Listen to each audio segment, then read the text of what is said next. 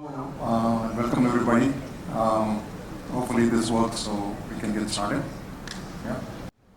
Um, so I'm going to, first of all, good afternoon to everybody. I'm sure you had a very good lunch and this is a good wake up session. So, stay awake. Yeah.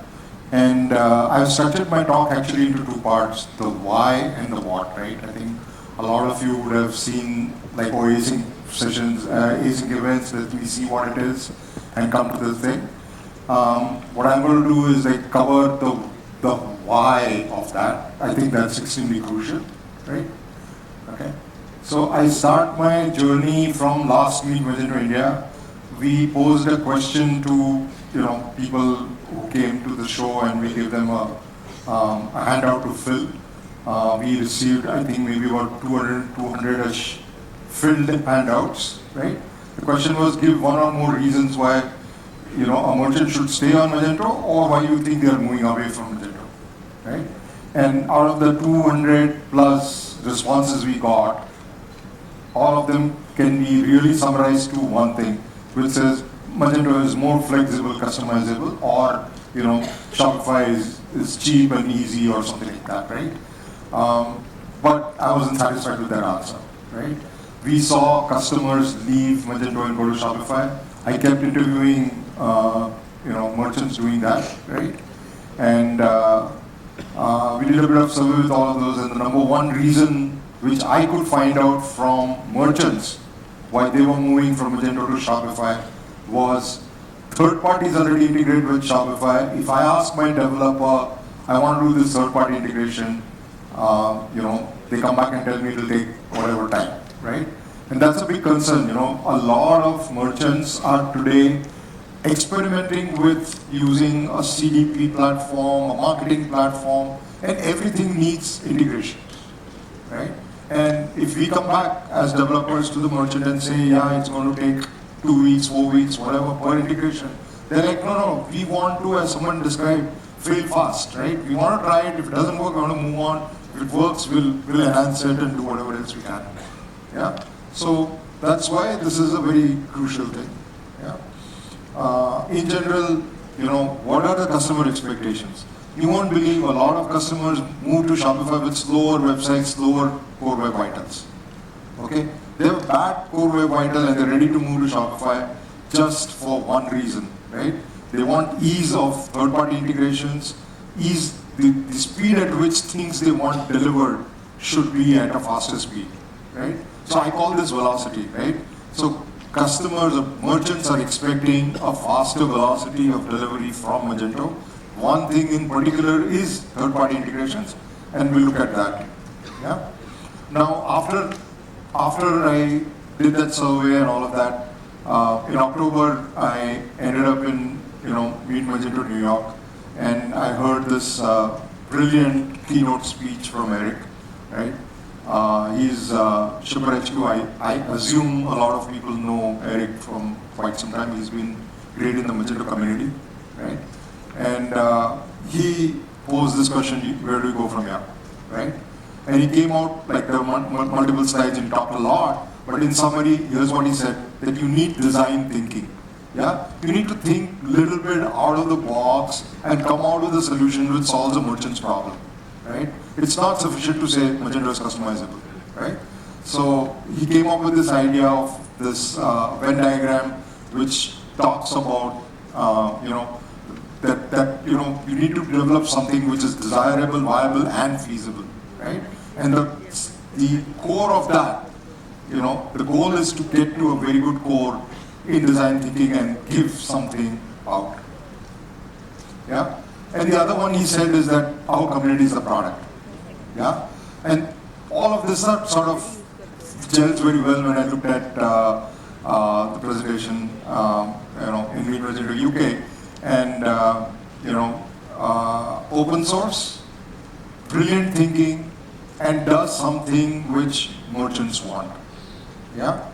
So, again, I kept thinking, how do you get velocity, right? I've just put this slide in because beyond the open source thinking, there is a couple other things which I guess people should be thinking of. One is AI, right? I think Om got an AI module in open source, right? So you guys should look at that, right? Then there is low code, no code again, which also I'll cover, right? And the third one is the open source design thinking, which is the main reason for this topic, right? So the design thinking for integrations is equal to async events. This is as simple as that. It's like when I looked at it, my mind was blown. That's the way it is, right? And I really hope that it blows your minds also, right? So the simple idea is simple. Can I convert Magento events? I'm assuming a lot of your developers here. Can I take the Magento event observer pattern and move it into RabbitMQ, right? So if I look at the way Magento observer is executed, Magento observer is executed inline as in like when the hit is being processed, it's being done in the monolith, right? Yeah. But if I were to move it off to async, right, to do it in RabbitMQ, right, then RabbitMQ's events are like completely independent of inline, right? They're happening in the background. Yeah, they're not necessarily time sensitive, so you can run it in RabbitMQ. Yeah, and you actually get another advantage, right? Which is it improves front-end performance. We do, as part of our hosting, we actually analyze a lot of slow speeds. We actually give developers stack traces, and a lot of stack traces end up in curl exec, right? And curl exec is a really terrible thing for the way you can host Magento. It occupies a PHP process, right? And it slows down a front-end hit, right? And so this is like, if I can move those off to RabbitMQ and run them async, process them async, that's great, yeah? The other problem is, I tell you, you've got to do integration. Oh, I have to write the observer, I have to write a module, I'm going to do this, do that, and then, when I'm deploying, it's going to be setup upgrade, so site's going to be down for a while, and so on, right? So that's the other reason, right? So for common events already coded, right, and there are already existing common events which give you a lot of data in the async part, you don't need to even write a module, right? You don't even have to even write code, as I will demonstrate, yeah?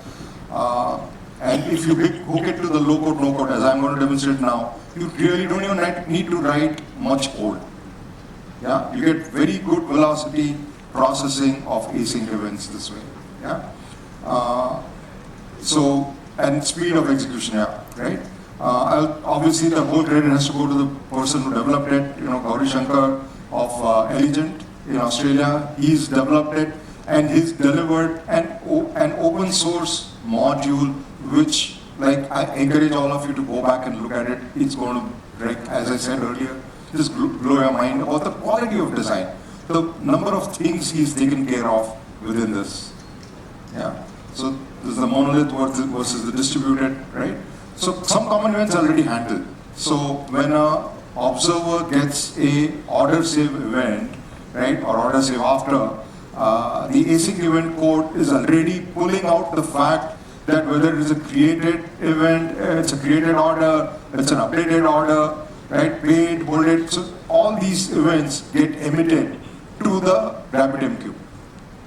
Yeah, all you have to do is install the plugin, and these events get automatically emitted, and the RabbitMQ gets the full order. In case of sales order, it gets a full order manifest of the entire order, including items in it, including billing address, including shipping address. The entire piece of data is available right in that RabbitMQ event, right? Sales order shipment after. You want to integrate with some shipping provider. This is great place to you want to send off an email. You want to integrate with Klaviyo and don't want Klaviyo to be continuously browsing your site with, insane amount of traffic. This is the thing you need to do, because what Klaviyo by default is doing is coming and querying your entire database and finding out what orders have been shipped in the next 5 minutes, every 5 minutes, right? Instead, this is a much more efficient way of doing things, right? Product save after, again, there's a lot of things you can do. You can integrate to your ERP, yeah, or, any other systems, yeah? And, either catalog product created or updated, you get that event, so you can act accordingly. So, Now to understand this, just understand the flow, right? It's a design that is well done. A well done design executes great, but it takes a little bit of time to understand what's happening, right? So on the left side, I've sort of color coded these boxes, and the colors are coming out well on the screen. So the Magento observer is in orange, right? And what happens is that you've done they've already done this. This code is already existing, just the design, right? So the observer gets triggered. The observer causes the one or more events to go to the async publisher, which puts it onto the message bus, right? So RabbitMQ is a message bus, yeah? And then from the RabbitMQ, there's a message processor which picks up the messages, right? And there's an event expander, the messages come as IDs. The event expander is taking these IDs, going to Magento and expanding these IDs into the full object, right? And basically having, and at the top, I covered these, at the top, I've also put these two boxes, which is an event subscriber map. So you can actually say, hey, when this async event happens, I want this HTTP URL to trigger. Yeah? And so basically, all of this code is already written. All you have to do is specify the subscription. I want to subscribe to this event, I want this to happen. I can have multiple subscriptions on the same event. All of them will execute asynchronously. Yeah? And I can specify, right now you can give two parameters. I think if there is a defect in this, it's the fact that you can only give two parameters into the notifier, right? Which is like what I want to do with it. Now, notifiers. Notifiers have already been written and given to you as a plugin. So you have a notifier which can send to HTTP. You have notifiers that can send to an AWS event bridge, or an AWS SQS queue, or an Azure queue, So the entire thing is, or a GCP queue as well. So all of these are already there. Now all you have to really write is what I do in processing this queue, right? Whether the event bridge or, so event bridge can be hooked into Lambda, and you can write a small Lambda function to process it, right? The HTTP event can be taken and put it into a low code system, and I'm going to show you what we've done, right? And over there, on the no-code part, you can actually, with some, with the utilities that are there in the no-code platform, you can take the logic and decide what you want to do, right? So your job is only deciding which event you want to process and what little processing you need to do. Yeah, it's as simple as that, right? So if an event you want already exists, you write a third-party data integration, okay? For example, a data massager. The data comes as, the Magento order object. The third party needs only certain fields. You process these fields and set it off. Yeah? So all you have to do is create a subscription, right? In the subscription, you specify the event that you want to subscribe to, what is the notifier, and what are the parameters. Yeah? Okay. So, So you can create a subscription either using a curl call, okay, or there is a admin UI available with which you can do. As you can see in the admin UI, which is more readable, I guess, you select the name of event. Again, the list of events are already there. You select a recipient URL, right, which we are using an N8N low-code platform, okay, and I say that the notifier is an HTTP notifier. I have selection over here to say it could be a AWS event bridge or whatever, right? And and the store, and I select that and I create the subscription. Yeah. So all I've done is create the subscription. Yeah. And the example I'm going to show you is what we did is deleting test orders. So it's very common in production stores that you deploy some code or whatever, and you want to test some, create a test order. And then the next step is like, you need to inform so-and-so person that this order is a test order, go cancel it. Or, there's a test product, right? And all your analysis generally on the dashboard will go for a toss until actually someone comes and cancels the order, right? Well, you can automate it, right? What is a test order? A test order is generally created by a tester. If I have their email, I can cancel it right away, right? Automatically without any human intervention. or let's say it's a product, it's a test product. I check if the product is a test product, I cancel the order, right?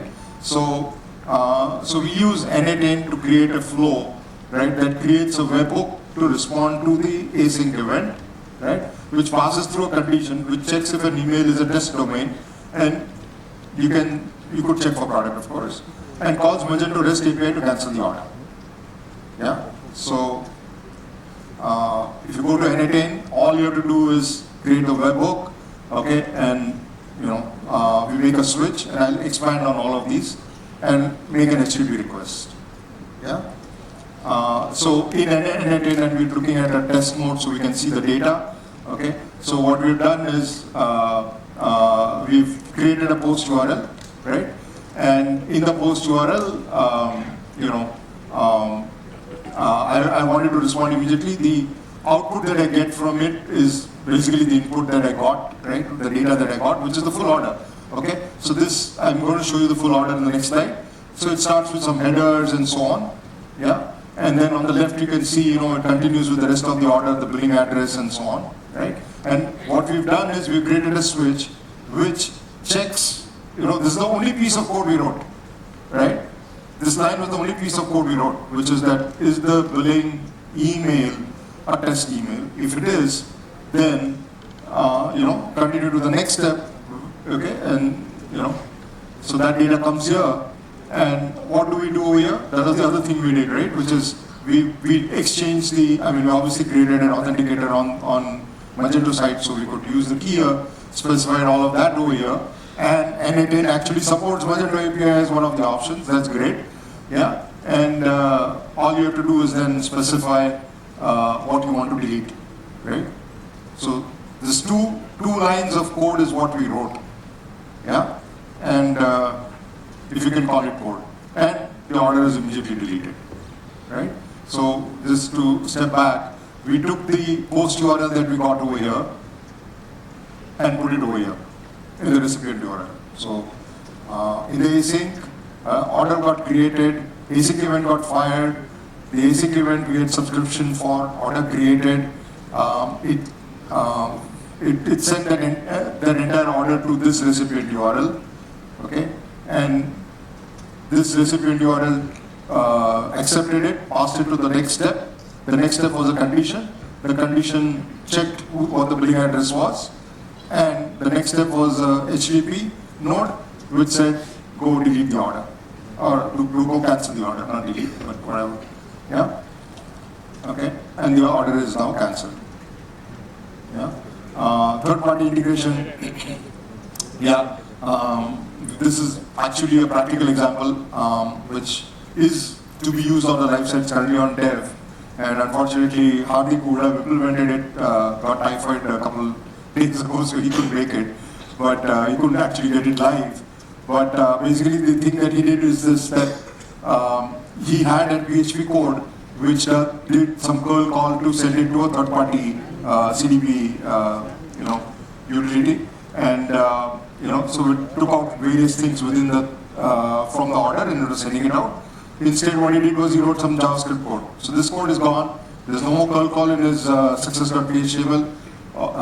He's just written a bit of JavaScript, which I'll just paraphrase because there were a lot of customer-specific stuff in it. So I'll just put some basic information, but his parameters are much bigger, right? And all he's doing is returning that parameter, right?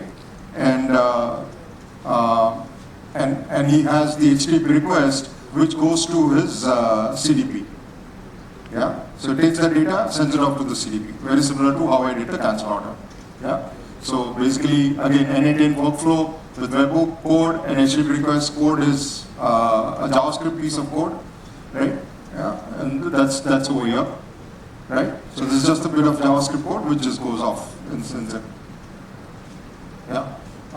The resources are there. Obviously, my presentation will be available to everybody, so you can click on these resources. Right? So Gauri's blog post is there. Andreas's talk is really good. You need to watch it because I didn't go into the how. He has gone really into the how very well. Right? So you should look at his talk. His talk was the inspiration for this talk. And he's sitting right here, so you can meet him also. Andreas's blog article is also a very good article, right? And you can start using it right away, right? So if you look at your, the next time you get seeing some integration, think this, right? I also want to mention another thing, that if you combine N8N with async events, you effectively have what Shopify has, Shopify Flow, right? Or actually even better than that, because N8N is much better no-code platform than the Shopify Flow gives you. Yeah? That's all. I'm open for questions.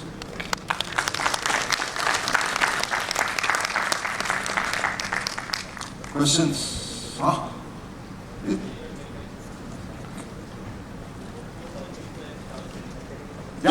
Yeah, and that's the beauty of the design that was done, right?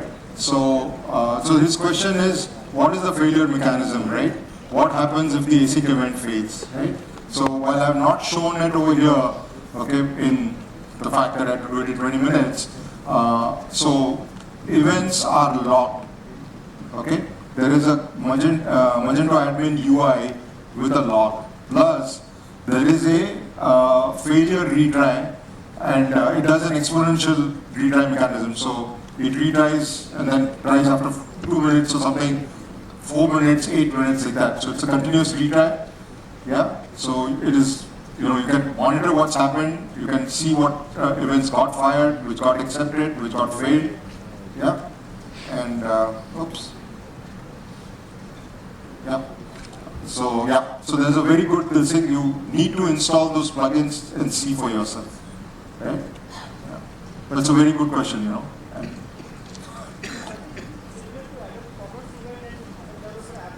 yes, I do not know enough of Adobe Commerce, unfortunately, but yes, it does match with that idea. But I have seen a lot of software designs in my life. This is mind-blowing. I do not think Adobe has such a mind-blowing design. Right? All you have to do is give the subscription. Yeah, but I haven't seen Adobe Commerce.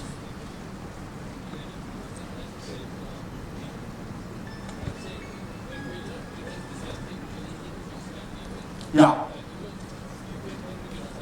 Yeah, but what kind of events?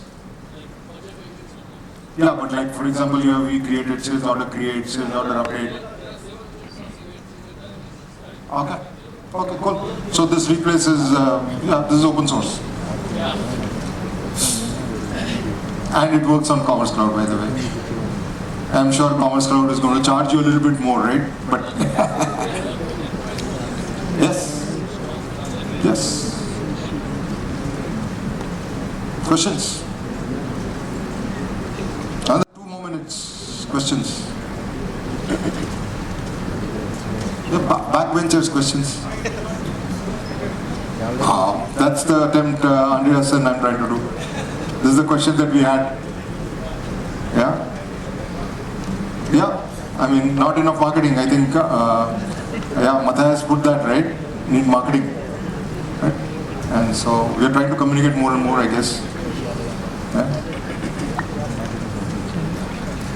Hey, backbencher questions. No? Okay, cool. Thanks a lot, guys.